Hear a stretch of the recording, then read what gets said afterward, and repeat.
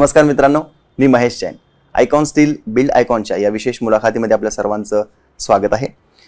आज आपल्यासमोर आहेत आर्किटेक्ट महेश देवणे सर, ज्यांनी 7 वर्षाच्या अनुभवामध्ये 1000 पेक्षाही जास्त प्रोजेक्ट पूर्ण केले आहेत, ज्यामध्ये काही रेसिडेन्शियल, काही कमर्शियल तर काही इंटेरियर प्रोजेक्ट्स आहेत. आणि सध्या त्यांचे करंटमध्ये 15 पेक्षा जास्त प्रोजेक्ट सुरू आहेत. तर महेश सर, आपलं मनापासून स्वागत आहे. फार फार धन्यवाद सर. तर सर, आतापर्यंतचा प्रवास तुमचा कसा होता हे थोडक्यात आपण प्रेक्षकांना सांगायचं आहे. एकंदरीत या फील्डला जाण्यापासून हे सगळं काही सुरुवात झालेली आहे आपली. Yes yes. म्हणजे वयाच्या नॉर्मली लहानपणीच आम्हाला थोडं चित्रकलेमध्ये आवड असल्यामुळं बेसिकली टेक्निकली वर्ड मध्ये आम्ही सांगू शकत नाही की एक्झॅक्टली हा टेक्निकल वर्ड, जसं की क्रिएटिव्हली आपण म्हणजे डायरेक्टली एक आर्किटेक्चरल म्हणजे जो डिझायनिंगचा पार्ट आहे हा शब्द एक्सप्लेन करू शकत नाही, पण चित्रकलेची आवड होती. सरळ भाषेत सांगायचं म्हणजे एखादी इमॅजिनेशन पॉवरच्या रिलेटेड हा सगळं काही क्षेत्र आहे. त्यावेळेस पासूनच सुरुवात होती. हळूहळू आपण त्याच्यामध्ये थोडंसं करिअरचे ऑप्शन शोधल्या. त्याच्यानंतर बऱ्याच रिलेटेड टू डिझायनिंगच्या बऱ्याच फील्ड मला सापडल्या. फॅशन डिझायनिंग असू दे किंवा बिल्डिंग डिझायनिंग असू द्या, rather than fashion designing, food designing, अशा बऱ्याच काही त्याच्यात ऍक्टिव्हिटी आहे. बट त्यातल्या त्यात थोडंसं मिडल क्लास फॅमिलीज असल्यामुळे एक साहजिक गोष्ट आहे की फायनान्शियली डील करण्यासाठी काय करायला पाहिजे, आपली इकॉनॉमिकल कंडिशन काय आहे, या गोष्टीचा थोडासा अंदाज घेऊन 12च्या जवळपास असतानाच फायनलाइज झाले की मला आर्किटेक्चरल फील्डमध्ये इन्व्हॉल्वमेंट घ्यायची आहे. तिथून हळूहळू आमचा करिअरचा स्कोप सुरू झाला. सुरुवातीच्या काही वर्षामध्ये हळूहळू डिझाईन म्हणजे काय हा शब्द समजायला सुरू झाला. नॉर्मली क्रिएटिव्हिटी हा शब्द कसा ब्रीफ करायचा, तो सगळं थोडं थोडं ब्रीफ स्पेसिफिकेशन यायला सुरुवात झाला आपल्याकडे हळूहळू. त्याच्यानंतर वयाच्या लगभग म्हणजे माझं 2017चं पासआउट आहे. ओके. बट सुरुवात माझी त्याच्या 3 वर्ष आधीच सुरू झाली. प्रॅक्टिकल लाईफ मध्ये अप्रोच घ्यायला सुरू केली आणि लोकल आर्किटेक्ट्सकडे थोडंसं अप्रोच घेऊन त्यांच्याकडे काम वगैरे करणं, या सगळ्या गोष्टींची आमची सुरुवात झाली. हळूहळू या गोष्टी पुन्हा ब्रीफ होत गेल्या. नंतर हळूहळू थोडं स्वतःला एक्सप्लोर करत गेल्यामुळं पुन्हा इंटर्नशिपचा काही काळ आला आमचा. त्या टाइम पिरियड मध्ये मी पुण्याला होतो. तर तिथे मल्टीनॅशनल कंपनीमध्येच माझा वर्कआउट होता. तिथे बऱ्याच प्रोजेक्ट वरती, खूप युनिक प्रोजेक्ट वरती काम करण्यास भेटलं. ते खूप माझ्यासाठी बुस्टिंग ठरलेलं आहे.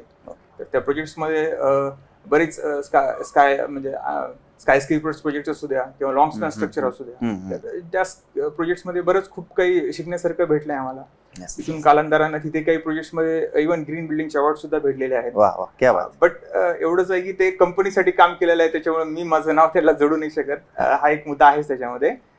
तिथून हळूहळू पुढे गेल्याच्या नंतर शेवटी गाव ते गावच असते.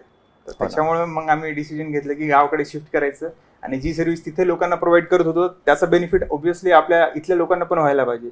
त्या दृष्टिकोनानं इथं सेटअप केला. आता लगभग इथे मला मोर दॅन 3-4 वर्षापेक्षा जास्त टाइम उलटून गेलाय. त्याच्यामध्ये बरेच सारे प्रोजेक्ट्स आपण डेव्हलप केलेले आहेत. त्यात काही कमर्शियल आहेत, काही युनिक प्रोजेक्ट्स पण आपल्याकडे झालेले आहेत. आपण त्याच्याबद्दल पुढे चर्चा करूच. तर अशा पद्धतीने माझा प्रवास हळूहळू पुढे डेव्हलप होत गेला आणि सध्या ज्या परिस्थितीत आहे ते तुमच्या समोरच आहे सगळं काही. Okay okay sir. तर तुमचे प्रेरणास्थान कोण आहेत हे आपण सांगावं सर्वांना. यात प्रेरणास्थान बेसिकली मिडल क्लास फॅमिलीच असल्यामुळं जे काही घराची इच्छा असते लोकांची, तर तिथनं आमची सुरुवात झालेली आहे की एखादं घर, एक सुंदर घर कसं असायला पाहिजे किंवा एक कल्पना, आपल्या कल्पनेतला जो कल्पना जी आहे घराच्या बाबतीत ते साकार कसं करायला पाहिजे, तिथून थोडंसं इनिशिएटिव्ह सुरू झाले. आमचा काही तसा बेसिकली बॅकग्राऊंड नाही आहे की जेणेकरून आम्हाला कोणी बूस्ट वगैरे केले. स्वतःच काही थोडंफार शोधत, थोडंफार पडत रडत आम्ही त्या शर्यतीत पोहोचलो समजा. Okay sir. ओके सर, बांधकामामध्ये आर्किटेक्ट हा महत्वाचा दुवा आहे आणि त्यात आपली भूमिका ही खूप महत्वाची असते. याविषयी तुम्ही काय सांगाल? आर्किटेक्ट ऍक्च्युली तुम्हाला इनिशियली काही गोष्टी आपण थोडं क्रिएटिव्हिटीच्या बाबतीत मी बोललोय तुम्हाला किंवा इमॅजिनेशनच्या बाबतीत बोललोय. तर आर्किटेक्ट हा जो आहे तो घराला एकंदरीत रूप कसा असायला हवं याच्या बाबतीत त्याचे खूप सारे कन्सेप्ट क्लिअर असतात, क्लिअरिफिकेशन. सपोज एक एक्झाम्पल सांगायचं झाल्यावर माझ्याकडे एखादा क्लायंट आला आहे समजा, तर आपण त्या क्लायंटच्या बाबतीत काय करू शकतो की म्हणजे बेसिकली बघितलं तर 4 भिंती बांधणं आणि त्या रूम मध्ये जाऊन राहणं हे साहजिक कोणी करू शकतो. पण ऍज अन आर्किटेक्ट मी काय त्याच्यात केलं हे जास्त महत्वाचं आहे. बरोबर. तर इनिशियली एक साधं एक्झाम्पल सांगायचं म्हटलं तर एक डॉक्टर आहे आणि एक पोलीस किंवा आर्मी मधला एखादा क्लायंट आहे सपोज, आपण असं कन्सिडर करू. तर डॉक्टरांचे जे स्पेसिफिकेशन आहेत, जर जे ऑब्झर्व केलंय मी बेसिकली डॉक्टरांकडे काय खूप सारं फ्रेंड सर्कल खूप मोठा नसतो त्यांच्या कामात ते गुंतलेले असतात. पण त्यांच्यासाठी इम्पॉर्टंट फॅक्टर म्हणजे त्यांचं कम्फर्ट झोन आहे. त्यांना तुम्ही जेवढं कम्फर्टेबल झोन देणार ते तेवढं त्यांच्यासाठी जास्त बेनिफिशियल राहील. बरोबर. तोच आपण एखादा आर्मी मधला आपण कन्सिडर करू किंवा पोलीस खात्यातला एखादा व्यक्ती आहे, तर त्याच्यासाठी पण 4 रूम आहेत, यांच्यासाठी पण 4च रूम आहेत. म्हणजे सांगायचा उद्देश तर पण पोलीसवाल्यांचं काय असतं की तो दिवसभर घराच्या बाहेर राहणार व्यक्ती, साहजिक गोष्ट आहे. त्यांच्या घरामध्ये किती फॅमिली मेंबर राहणार, आई बाबा, वाईफ असेल, मुलं असतील. पण रादर दॅन जो मेन इम्पॉर्टंट पर्सन आहे, जो सिक्युरिटीच्या पर्पजने आपण डिझाईन केलेला आहे, तो महत्वाचा दुवा म्हणजे त्या घरामधली सिक्युरिटी. ज्या वेळेस तो आर्मी मधला व्यक्ती किंवा एखादा पोलीस खात्यातला व्यक्ती बाहेरच्या साईडला काम करतोय, तर त्यावेळेस सगळ्यांना माहिती की हा आर्मी मधला व्यक्ती हा घरात राहत नाही. एखादा व्यक्ती चोरी करायचं असेल किंवा काही करायचं असेल, साहजिक गोष्ट आहे की त्यांना टार्गेट करण्यासाठी काही खूप अवघड गोष्ट नाही आहे, ती साहजिक टार्गेट करू शकतात. बरोबर. पण त्या केसमध्ये एक साधं एक्झाम्पल वरून तुम्हाला क्लिअर आउट होऊन जाईल की काय आपण डिझाईन अप्रोच करायला पाहिजे किंवा आर्किटेक्टचं मेन उद्देश काय. तर जो आर्मीवाला व्यक्ती आहे त्यांच्यासाठी मी काय प्रिफर करणार, बेसिकली की मी डबल डोअर प्रिफर करणार. बेसिकली म्हणजे फर्स्ट डोअर जो आहे तो मेन सिक्युरिटी राहील, प्लस सेकंड डोअर तुमच्या कम्युनिकेशनसाठी डोअर राहील. तर हे 2 डोअरचं जे ब्रीफ स्पेसिफिकेशन आहे, ऍटलीस्ट तुमच्याकडे 5-10 मिनिटं वेळ भेटेल की कोणी अटॅक जरी केलं तरी. म्हणजे हे काही साहजिक गोष्ट आहेत, हे काही बोलून सांगायच्या गोष्टी नसतात किंवा ह्या गोष्टी ऍज अन आर्किटेक्ट म्हणून मला समजून घ्यायला पाहिजे आणि त्याच्यावर इम्प्लिमेंट करायला पाहिजे. हेच एखाद्या डॉक्टरचं असेल तर सिंगल डोअर मध्ये पण माझं काम बघू शकते. म्हणजे असं काही नीड नाही की त्याला 2-3 सिक्युरिटीचे पर्पज असायलाच पाहिजे. नॉर्मली काय त्यांच्याकडे वॉचमॅन असणार, हे म्हणजे साहजिक ह्या गोष्टी सगळ्या राहतात. त्यांना अप्रोचेबल खूप सारे लोक आहेत ऍज कम्पेअर टू त्या व्यक्तीकडे. म्हणजे हे सगळं जे सिनेरिओ आहे, ह्या सगळ्या सिनेरिओला तुम्ही कसं मोल्ड करता, यात सगळ्यात मोठा फॅक्टर म्हणजे आर्किटेक्टचा.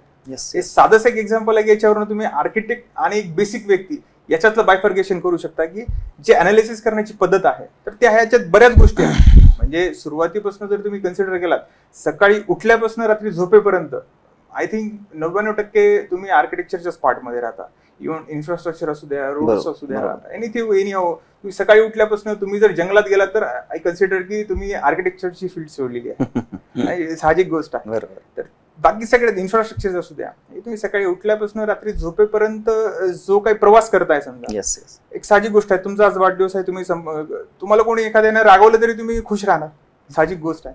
कारण काय त्या दिवशी तुमच्याकडे जी पॉझिटिव्ह एनर्जी आहे ती खूप हाय लेवलवरती राहणार आहे. तो सगळा सिनेरिओ कसा डेव्हलप होते हळूहळू की तुम्ही म्हणजे जर आर्किटेक्चरली सगळ्या गोष्टी प्रॉपर राहिल्या असं, सकाळी उठल्याच्यानंतर बऱ्याच वेळेस काय की आपण स्नानासाठी गेलो समजा, तर त्यावेळेस काय होतं की आपलं टॉवेल कुठेतरी राहतंय किंवा सोप केसेस राहत नाही, साबणच काहीतरी एखादी वेळेस ठेवताना गळून पडतात. हे असे बरेच म्हणजे छोट्या छोट्या गोष्टी घरात साहजिक होणाऱ्या गोष्टी आहेत. पण ह्या गोष्टी कन्सिडर करून त्याच्यावर इम्प्लिमेंट करणं, कारण साहजिक गोष्ट आहे घरातल्या बऱ्याच लेडींना अशी सवय असते की आपण आंघोळ केली की बेडवर टॉवेल टाकणार आणि निघून जाणार.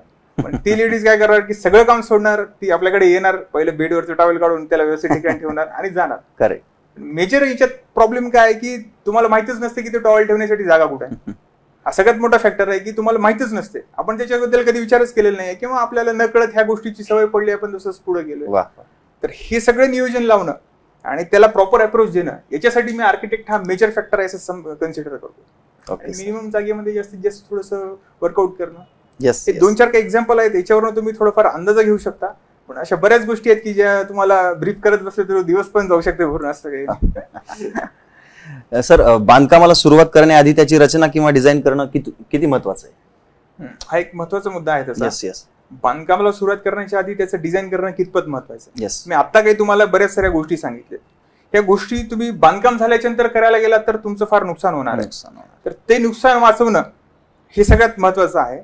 आणि त्याच्या सोबत तुम्हाला कम्फर्ट झोन एखादा डेव्हलप करून देणं, ह्या दोन्ही गोष्टी खूप महत्वाच्या आहेत. तर तुम्हाला एखादा कम्फर्ट झोन जर डेव्हलप करायचं असेल तर तुम्ही 4 भिंती बांधून चालत नाही. मी सुरुवातीला पण तुम्हाला एक छोटंसं दाराचं एक्झाम्पल दिलंय. तर त्या कम्फर्ट झोन मध्ये तुम्हाला प्रॉपर बसवण्यासाठी आर्किटेक्चरचं प्लॅन खूप महत्वाचं आहे. कारण तुमची सुरुवात तिथून आहे, तर तुम्ही सुरुवातच चुकीची केलात तर पूर्ण दिवस तुमचा खराब जाणार. वाढदिवसाचं पण छोटंसं एक्झाम्पल दिलंय तुम्हाला. त्या दिवशी तुम्ही फ्रेश राहता, पण सकाळी एक शोकेसवरनं तुमच्या घरात वाद झाला वाईफ सोबत, तर ते दिवसभर तुम्हाला भोगावं लागणार. पुन्हा संध्याकाळी घरी आल्याच्या नंतर तो सकाळचा राग राहते शिल्लक. तर ह्या गोष्टी पण म्हणजे ह्या गोष्टीचे प्रॉब्लेम्स होऊ नये, तर त्याच्यासाठी आर्किटेक्चरल प्लॅन कितपत महत्वाचं आहे तुम्हाला या छोट्या छोट्या उदाहरणावरून लक्षात येऊन जाईल. साहजिक गोष्ट आहे. वाह, क्या बात. तर बांधकामामध्ये अप्रशिक्षित माणसांकडून काम करणं किंवा नियमांचे पालन न करता काम करणं किती धोकादायक ठरू शकते? नियमांचं पालन न करता काम करणं हा सगळ्यात मोठा इनबिल्ट धोका आहे, म्हणजे प्रश्नातच धोका आहे. कारण नियमाच्या बाहेर आपण एखादा नियम जेव्हा बनवतो किंवा आपण स्वतःसाठी जो काही नियम बनवतो, नियम बनवणे याचा अर्थ त्याच्या मागे काहीतरी आपण विचार करून काही अनालिसिस करून त्या नियमाला तिथपर्यंत पोहोचलेला आहे. तो नियमाचं पालन न करणं हे तसंच धोका आहे तुमच्यासाठी. आणि त्यात कसं आहे की तुमचं पैशांचं नुकसान होणं किंवा लाईफ रिस्क मध्ये टाकणं, बरोबर, किंवा मेंटली तुम्ही प्रॉपर पद्धतीनं अप्रोच न घेणं. मी जे प्रिव्हियस एक्झाम्पल सांगितले त्यालाच रिपीट करायला मला काही हरकत नाही आहे. तर ते जसं म्हणलं की तुम्ही फ्रेश राहू शकता तुमचा वाढदिवस आल्याच्या नंतर, तर त्या सगळ्या गोष्टी काही की नाही ह्या चुकीच्या बांधकामामुळे तुम्हाला फेस करावं लागतात दिवसभर. बरोबर. तर ह्या सगळ्या प्रॉब्लेम्सला अवॉइड करण्यासाठी एक नकाशा पूर्ण पद्धतीने घेतलेला आणि स्किल्ड लेबर कडून काम करून घेतलेलं कधी पण बेटर. क्वालिटीचं एकदम खराब होणं किंवा लॉंग टर्म मध्ये तुम्हाला एखादा अर्थक्वेक आला, काही आला, प्रॉपर क्वालिटी नसल्यामुळे तो एकदम म्हणजे तुमचं जर जीव एखादा अर्थक्वेक आला सपोज कन्सिडर करू, तर ते घर वाकलं पाहिजे पण अंगावर नाही पडलं पाहिजे. बरोबर. तुम्ही जिवंत राहिला तर अजून एक घर बांधाल, जिवंतच नाही राहणार तर तुम्ही दुसरं घर कसं प्रपोज करणार. तर साहजिक गोष्ट आहे की हे क्वालिटीसाठी क्वालिटी ठेवलात तर ह्या सगळ्या गोष्टीचा आपल्याला ऑब्व्हियसली बेनिफिट होणार आहे. Yes yes yes. स्थानिक संसाधने आणि ज्ञान तुमच्या अभियंता प्रकल्पामध्ये समाविष्ट करण्याची तुमची प्रक्रिया काय असते? स्थानिक संसाधने, ज्ञान तर ऑब्व्हियसली या गोष्टीला आपण कन्सिडर करायलाच पाहिजे, ते काय सोडून चालणार नाही. तर उरला स्थानिक संसाधनाचा प्रश्न. तर तुम्ही जेवढं लोकल लाईट मटेरियल यूज कराल किंवा जेवढं तुम्ही लोकल तंत्रज्ञान वापरणार तर तेवढं तुमच्यासाठी इकॉनॉमिकल राहील आणि ते जास्त बेनिफिशियल राहील. किंवा एक साधं एक्झाम्पल सांगायचं म्हटलं तर तुम्ही ट्रॉपिकल, आता आपण जिथे राहतोय ते नॉर्मली ट्रॉपिकल रिजन आहे. तुम्ही कोल्ड रिजन मध्ये गेलात तर तिथले जे संसाधन आहेत ती संसाधनं त्या क्लायमेटसाठी जास्त रिस्पॉन्सिबल आहेत. अगदी बरोबर. आपल्या रिजनसाठी जे क्लायमेट आहे तर ते लोकलचं जे मटेरियल आहे, आपल्याकडे क्ले आहे किंवा अजून आपण काय कन्सिडर करू शकतो, उडनचं आपल्याकडे, आता उडनचं तर थोडंसं रास होत चाललाय तर ती गोष्ट झाली, पण क्ले आहे समजा. क्लेची जी प्रॉपर्टीज आहेत ना तर ते या क्लायमेटला सूट करतात. क्ले जर अदरवाईज तुम्ही दुसऱ्या रिजन मध्ये वापरणार तर तुम्हाला त्याचा ऑब्व्हियसली ड्रॉबॅक फेस करणार. स्थानिक संसाधनाचा उपयोग त्याच्यासाठी की त्याचं जास्त इन्हान्सिंग करता आलं पाहिजे तुम्हाला एखाद्या डिझाईनसाठी. तर मी त्याच्यासाठी तर प्रायोरिटीनं तुम्हाला सजेस्ट करणार की त्या गोष्टी आपल्याला असायलाच पाहिजेत आपल्याजवळ. Yes yes. सर, बांधकामासाठी सळईचं विशेष महत्व असते, तर त्याबद्दल काय सांगाल तुम्ही?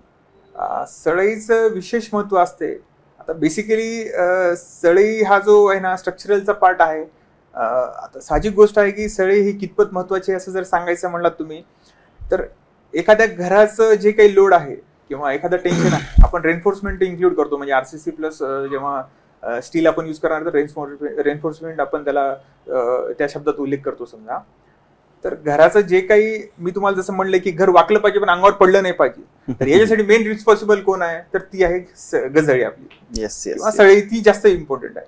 तुम्हाला जर ते प्रॉब्लेम फेस करायचे नसेल तर सळई कितपत इम्पॉर्टंट आहे याच्यावरून तुम्ही अंदाज लावला पाहिजे. बरोबर. हे सळईचं खूप महत्व आहे. त्याच्यात टेन्शन झालं, कॉम्प्रेशन झालं, बऱ्याच ऍक्टिव्हिटी आहेत तर त्या साहजिक गोष्टी त्या सळईमध्ये असायलाच पाहिजेत. आणि सळई यूज करण्याचा मेन पर्पजच तो आहे की इलॉंगेशन आहे. तर वाकलं पाहिजे पण अंगावर पडलं नाही पाहिजे. हे साध्या शब्दात, आपल्या शब्दात म्हणायचं असेल तर हे सळईचं आपण ब्रीफ करू शकतो समजा. Okay sir.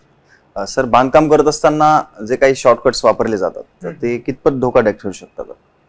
बांधकाम करताना शॉर्टकटचा हा जो आहे, तुम्ही शॉर्टकट्स वापरणं म्हणजे काय, बेसिकली लोक पैसे वाचवण्यासाठी शॉर्टकटचा उपयोग करतात. शॉर्टकट्स हा जो पर्याय आहे तो मी इनिशियली सांगितल्याप्रमाणे तुम्ही नियमाच्या बाह्य जाऊन काय काम करता तर ते शॉर्टकट झाले तुमचे. Yes yes. तर ते नियमाच्या बाह्य तुम्ही जाणार म्हणजे ते तुमच्यासाठी प्रॉब्लेमच आहे, नुकसानदायकच ठरणार आहे.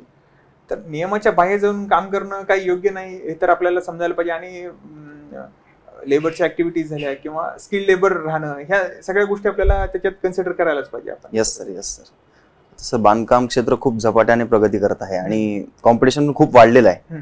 तर बांधकाम क्षेत्रात दिवसेंदिवस नवनवीन आव्हाने पण येत असतात, तर यांना तुम्ही कसं सामोरं जाता या आव्हानांना? सर्व बांधकाम क्षेत्रात याच्यात पण थोडंसं बांधकाम क्षेत्राच्या बाबतीत एक थोडंसं एक सांगायचं म्हणजे याच्यात थोडंसं मला खेद वाटतोय की आपण जसं एक एक्झाम्पल बघू शकतो की आपण सुरुवातीच्या 90च्या काळात पकडा किंवा तुम्ही जवळपास 90च्या 96च्या काळात तुम्ही कन्सिडर करू शकता. त्यावेळेस जे लॅपटॉप मोबाईल्स होते आपल्याकडे किती मोठ्या स्केलच्या प्रमाणात होते आणि आता तुम्ही मायक्रोचिपवरती आलात तर ही जी ग्रोथ आहे आज कम्पेअर टू आपल्या इंडस्ट्रीमध्ये ही ग्रोथ तेवढी नाहीये. ओके. तो जर ग्राफ बघितला तर आपण ऑब्व्हियसली त्या ग्राफच्या कम्पॅरेटिव्हली खूप बॅकवर्ड मध्ये आहे अजून. Okay okay okay. तर ह्या गोष्टीचं थोडंसं एक आहेच दुःख आपल्याला. Okay okay. कमी गुणवत्तेचे साहित्य जर वापरलं आपण समजा, तर बांधकामात कुठले धोके निर्माण होऊ शकतात असं वाटतं तुम्हाला? आपण आता एक तर थोड्या वेळ पहिलं बोलल्याप्रमाणे कमी गुणवत्तेचं काम वापरणं म्हणजे तुम्ही मृत्यूला आव्हान देण्यासारखं आहे. हो, एक अजून एक छोटंसं एक्झाम्पल तुम्हाला थोडंसं ब्रीफ करण्यासाठी सांगू शकतो. कमी क्वालिटीचं वापरणं म्हणजे एक डॉक्टर आहे समजा आणि कमी क्वालिटीची गोळी दिली तर त्या माणसाचा जीव जाण्यासाठी किती वेळ लागणार त्याला? साहजिक गोष्ट आहे की आपण एक डॉक्टर एका व्यक्तीचा जीव असतो तर आपण त्याला देव मानतो. तर माझ्याकडे जो घर मी बांधतोय तर त्या घरामध्ये बेसिकली काय आहे की 4-5 लोक राहणार आहेत. तर त्या 4-5 लोकांची जिम्मेदारी माझ्यावरती आहे. तर तो डॉक्टर एक जीव वाचत असेल तर माझ्याकडे 5 जीवाचं रिस्पॉन्सिबिलिटी आहे. तर त्या गोष्टी जर कन्सिडर केला तर ह्या छोट्याशा गोष्टीला म्हणजे एखादं कच्चं माल वापरणे किंवा ज्या मालामध्ये काही क्वालिटी नाही तर ते अर्थच नाही त्याला काही. बरोबर. तर ही इंटेन्सिटी जपूनच आपण काम करायला पाहिजे. बरोबर. सर, एखादं घर किंवा एखादा मोठा प्रोजेक्ट निर्माण करत असताना अनुभवी आर्किटेक्ट नसला तर काय नुकसान होऊ शकते? आता याच्यात एक छोटंसं एक्झाम्पल म्हणजे आपण बुरुज खलिफाची बिल्डिंगचं आपण सगळ्यालाच माहिती आहे की ते आर्किटेक्चर मध्ये खूप चांगलं एक मॉडेल आपण कन्सिडर करू शकतो. त्या बिल्डिंग मध्ये आपण एक मेजर फॅक्टर जर कन्सिडर केला तर त्याच्यामध्ये ड्रेनेज लाईनच कन्स्ट्रक्शन केलेली आहे. तुम्हाला दररोज संध्याकाळी तिथले सगळे ड्रेनेज कलेक्ट करून तुम्हाला ते आउटलेट काढावं लागतात. तर एखाद्या गोष्टीमध्ये जर प्रॉपर अनालिसिस नसेल तर तुमचं काय होऊ शकते ते सगळ्यात मोठं एक्झाम्पल ती तेवढी मोठी बिल्डिंग आहे. बरोबर. त्याच्या पलीकडे जाऊन तुम्ही चंदीगडमध्ये गेलात तर तिथे जे कन्स्ट्रक्शन केलेलं आहे आपण ते तर खूप प्लांट बिल्डिंग आहे आपल्याकडे, त्यात काही वादच नाहीये. तर तिथे पण एक क्रेट्स विंडो बनवले. क्रेट्स म्हणजे जिथे कॉन्क्रीटचं खूप मोठ्या प्रमाणात युज केलेलं आहे. तसं अनालिसिस करायला गेल्यावर त्यांना नाव ठेवण्यावर आम्ही काही मोठे नाही आहे. पण साहजिक गोष्ट आहे की अनालिसिसचा जर मुद्दा आपण कन्सिडर केला तर मेजरली कॉन्क्रीटची प्रॉपर्टी काय आहे की दिवसभर ती हीट स्टोअर करणार आणि रात्री हळूहळू ती हीट रिलीज करणार. विंडो मध्ये मेजरली काय आहे की दिवसभर ते हीट स्टोअर करून हळूहळू रात्री रिलीज करायला गेले. तर ते विंडोज ऍक्च्युली शेडिंग डिव्हाइसेस म्हणून त्यांनी उपयोग केला की जेणेकरून त्याचा आपल्याला बेनिफिट झाला पाहिजे आणि हीट कमी आलं पाहिजे. पण इनडायरेक्टली त्या प्रॉपर्टीमुळे ते तिथे हीट वाढायला सुरुवात झाली. हे काही छोटे मोठे गोष्टी असतात, आपल्याला त्या गोष्टी लक्षात येत नाही. कन्सिडर करून आपल्याला काही करायलाच पाहिजे त्याच्यामध्ये सुधारणा वगैरे. सर, तुमच्या शहरातील पायाभूत सुविधा विकासावर तुमचं मत काय आहे आणि अभियंते त्यामध्ये काय भूमिका बजावतात असं तुम्हाला वाटतं? शहरातील पायाभूत सुविधांचा जर विचार केला तर मेजरली मी सुरुवातीला म्हणलं की तुम्ही 99% आर्किटेक्चरच्या फील्डमध्ये राहता. तर एखादा आर्किटेक्ट म्हणून मला एक सांगावं वाटतं की जे काही कॉर्पोरेशन किंवा ऍक्टिव्हिटीज आहेत त्याच्यामध्ये तुम्ही आर्किटेक्टचं इन्व्हॉल्वमेंट घ्यायला पाहिजे. ऍटलीस्ट पॅनलमेंटचे जेवढे आर्किटेक्ट तेवढे. तुम्ही एखादं काम सुरू करताय, रोडचं काम सुरू करताय, तुम्ही कितीतरी ठिकाणी बघितलंय की रोड करता, ड्रेनेज लाईन टाकण्यासाठी पुन्हा त्याला खड्डा करता, पुन्हा ते बुजून आणा. ठीक आहे, एक जर पार्ट सोडला तर ते कितपत आपलं नुकसान नाही आहे. थोडंसं जर इनिशियली आपण अप्रोच घेतला असता तर मग त्याच्यातल्या लाईन्स झाल्या, इलेक्ट्रिक लाईन्स झाल्या, वॉटर लाईन्स झाल्या, टेलिफोनिक लाईन्स झाल्या, त्या सगळ्या गोष्टी आपल्या थोड्या वाचल्या असत्या आपल्याला. तसंच प्रोजेक्टमध्ये माझं तर मत आहे की तुम्ही थोडंसं अप्रोच घ्यायला पाहिजे. सरकारनं पण याच्याबद्दल थोडा विचार करून ऍटलिस्ट जी गव्हर्नमेंटची बेसिक पॅनलमेंट बॉडी आहे त्या बॉडीवर थोडा विचार करायला पाहिजे. साहजिक मत आहे. सर, तुम्ही शासकीय संस्था किंवा स्थानिक प्रशासनासोबत प्रकल्पावर काम केलंय का कोणतं? आणि जर केलं असेल तर कोणत्या स्वरूपात तुम्ही त्यांच्याशी सहकार्य करत असता? आता बेसिकली आम्ही इथल्या लोकल बॉडीवरती मी ऍज अन आर्किटेक्ट म्हणून प्लांट आहे. त्याच्यामध्ये बेसिकली जे काही डिझाईनचे प्रोसेस असतात आम्ही प्रॉपरली म्हणजे रोड हा जो मुद्दा आहे बेसिकली हा आमच्या आर्किटेक्चरलच्या बाबतीत तो आमच्याकडे इन्व्हॉल्वमेंटचा पार्ट नाही आहे तेवढा, किंवा आम्ही त्याच्यावर तेवढे एक्सपर्ट नसल्यामुळे ते एक्सपर्टीज घेत नाही. पण डिझायनिंगचं जे काही काम आहे, एखादी कमर्शियल बिल्डिंग असेल किंवा एखादं सुशोभीकरणाचं काम असेल, तर ह्या गोष्टीमध्ये आमचं इन्व्हॉल्वमेंट त्याच्यात ऍज अन आर्किटेक्ट म्हणून राहते. जसं की इथे बसवेश्वर महाराजांचा पुतळा आपण नांदेडला केलेला आहे. त्याच्यावरती त्या डिझायनिंगचं जे आहे त्याला आपल्याला मराठवाड्याचा बेस्ट कॉन्क्रीट स्ट्रक्चर म्हणून आपल्याला अवॉर्ड पण भेटलेला आहे त्या प्रोजेक्टला. तर गव्हर्नमेंटच्या बाबतीत जर म्हणला तर ह्या काही जे ऍक्टिव्हिटी आहेत किंवा बिल्डिंग्स आहेत तर त्याच्यामध्ये ऍज अन आर्किटेक्ट आमचं इन्व्हॉल्वमेंट असतं त्याच्यामध्ये. Okay sir. ग्रामीण भागासाठी कोणते अभियांत्रिकी नवकल्पना फायदेशीर ठरू शकतात असं तुम्हाला वाटतं? आता सध्या हा एक थोडासा चांगला चर्चेत चालणारा मुद्दा आहे.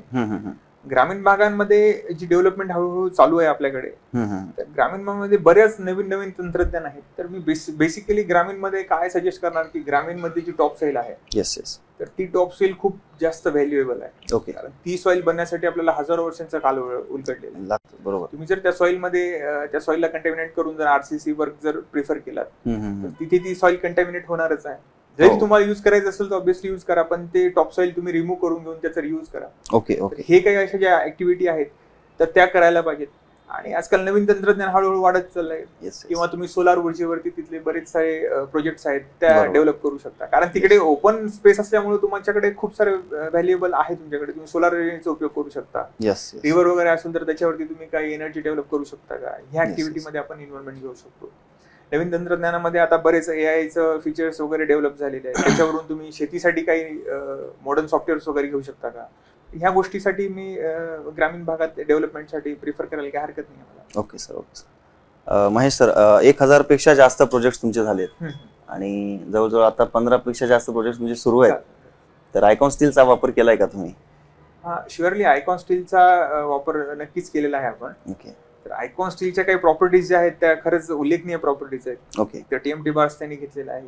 जी टेक्निक आपल्याकडे आहे की हॉट रोल कोल्ड रोल आपण सडनली करतो, त्याच्यामुळे जे टॉपचा कोर आहे, इंटरनल कोर असेल किंवा आउटरचा जो कोर आहे, तर त्यात जे प्रॉपर्टीज आहेत ना त्या खरंच खूप योग्य आहेत. मी बऱ्याच कंपनीचे स्टील युज केलेले आहेत, पण ऍज कम्पेअर टू आयकॉन मध्ये जेव्हा आपण बेंड करतो त्यावेळेस जे हेअर क्रॅक्स वगैरे आहेत तर त्याचं खूप प्रमाण कमी झालंय. त्याचं मेजर इम्पॅक्ट म्हणजे तुम्ही hot role cold process use केलेली आहे, ती टेक्निक जी यूज केलेली आहे, त्यामुळे इनर मिल्टनचा जो पोर्शन आहे तो प्युअरली थोडासा नरम असतो आणि बाहेरचा हार्डकोर असल्यामुळे बेंडिंगसाठी वगैरे थोडंसं इलॉंगेशनसाठी बेंडिंगसाठी याचे चांगले उल्लेखनीय प्रॉपर्टीज आहेत त्याच्यामध्ये डेव्हलप केलेले आहेत आपण. कंपनीची सर्व्हिस कशी वाटली तुम्हाला? आयकॉनची सर्व्हिस मात्र खूप चांगली आहे, तर काही प्रॉब्लेम नाही त्याच्यामध्ये. Okay okay. त्यांची टीम सुद्धा खूप सपोर्टिव्ह आहे. टीम कडून जो ऑपरेट सुद्धा आमच्याकडे फारच उल्लेखनीय आहे.